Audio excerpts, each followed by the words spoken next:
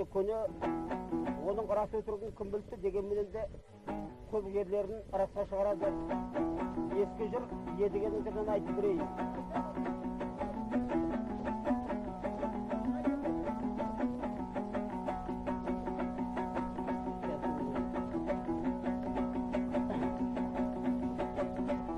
Оның енді едігенің бастауы Мәулен көріп, түсінде перінің үш қызын көріп, осының кенжекей сұлуына ғашық болып, сені қайдан да болса іздеп табам деп, түнде уәде байласып, қол алысып, сертпесе екен дейді. Ертеңгісін таңертең түсінде көрсе де өңінде көргендей болып, мына өзінің періне келіп, мен осындай перінің үш қызын көрдім, осының кенжекей сұлуына ғашық болдым, осыны іздеп таппасам дүниеде дәурен сүріп жүре алмаймын, осыған мен маған рұқсат бер деп, перінен жауап сұрап тұрған жер екен дейді.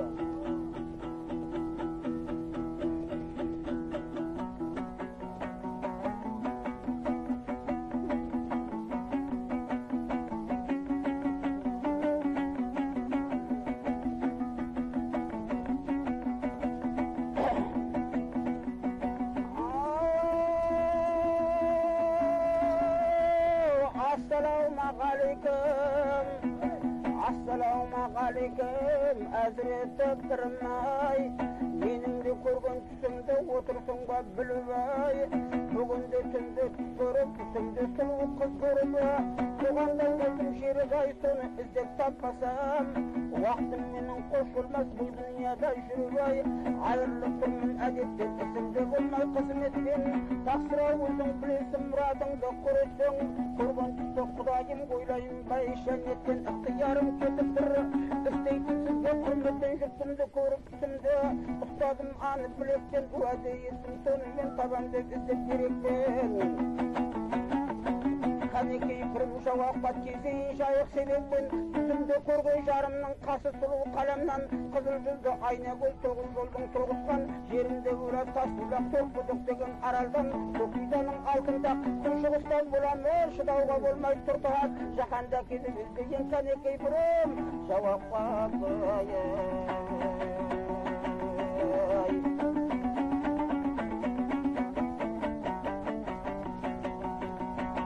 балам, сенің өмірің баянды болса болар еді, адам менен пері еш уақытта жолдас болған емес еді. Дегенменен сен бір қызмет қылған балам едің, саған рұқсат бермесем болмас деп, пері қынжылып тұрып, мынау Мәуленге жауап беріп тұрған жер екен дейді.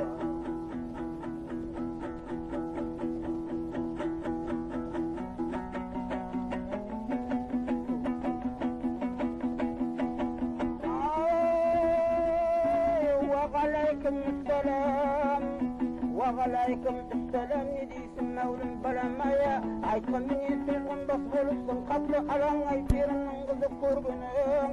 қыларым ет ғып басағандай бұрынғыдай түсің жоқ, легіңді қалдап бұл қалай енді жауап бергенім,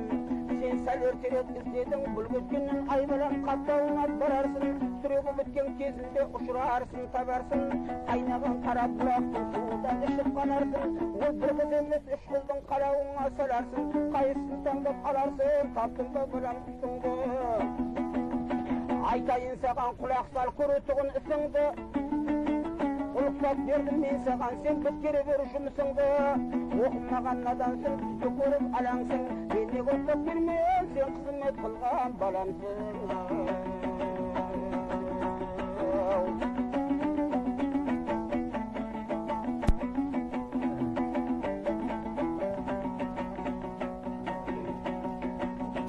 Мынау бірінен жауап алып, сол түсінде көрген кенжекей сұлуды Мәулен іздеп кетуі дейді.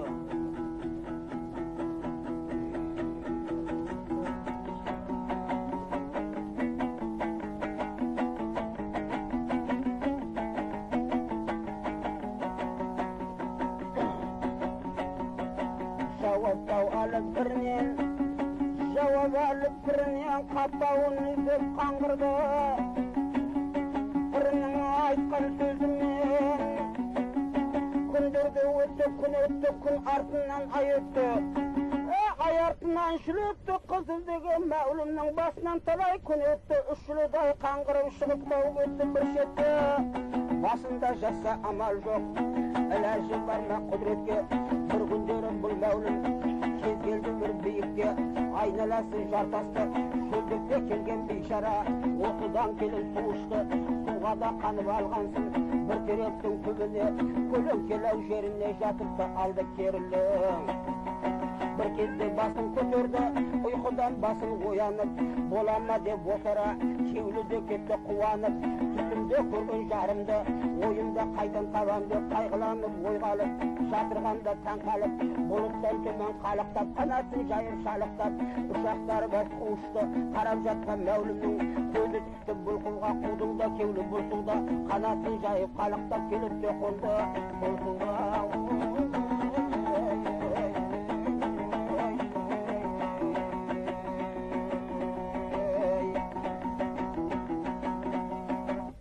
бүгін жатырғанда дөңгелек қара судың басына үш аққу келіп қонады екен. Үшеуі осы жерде алтын тақбыр екен, осыған келіп шешіліп, үшеуі алтын шашты қыз болды. Үшеуі де шештің суға шомыла бастады. Екеуі суға түскен уақыттарында біреу кейіншектеп, шегіншектеп шомылмай қалды. Сен неге түспей тұрсың, мына салқын суды жаның сүйеді. Қарағым, үшеуміз осы су үшін келдік шомылуға. Сен де түспеп, мынау сіңілісіне екі атасының жалынып тұрған жер екен дейді.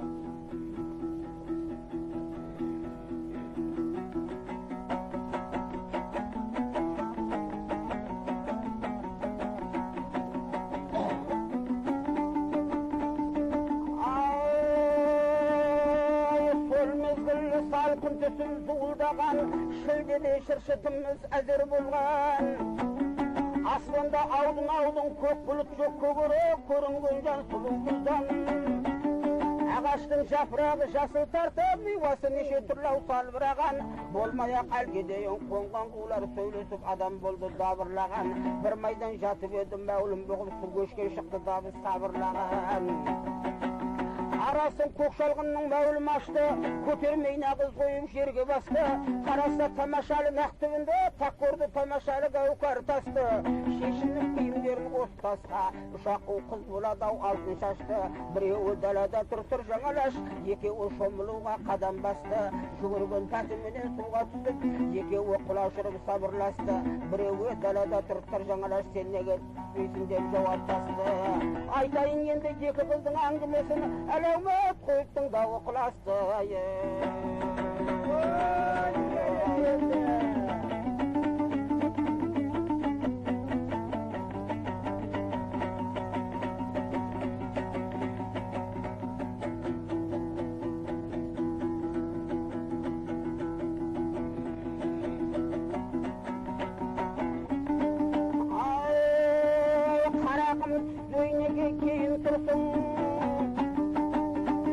Тұрмедің сен далада әлгедейін бір жерің ауырама жылдамайша дуамен соқтырайын саулық жерін көрсетіп беде періштеге бедеріңді әуретің жасырынсын әм бедерің мұны айтып екі апасы түстеді айтайын сонда даладағы ау қыздың сөзін ай апа сіздер мұны аңдамадың бір еш шығып барады ау аңғармадың иісі адамзаттан айнымаған келді ау деп адам қайдан таң қаламын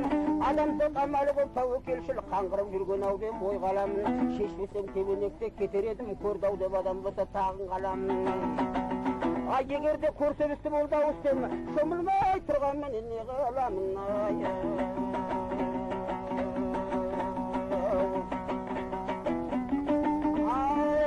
екі қыз сөз сөйледі сонда былай кенжекей сен ойланбай енді олай бұл қаптау дүниенің нағыз шеті бұл жердің кім біледі ау бұлағын айы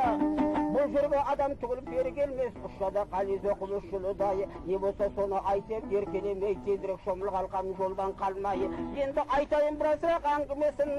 тыңдағын жиылған қып ау назар алмай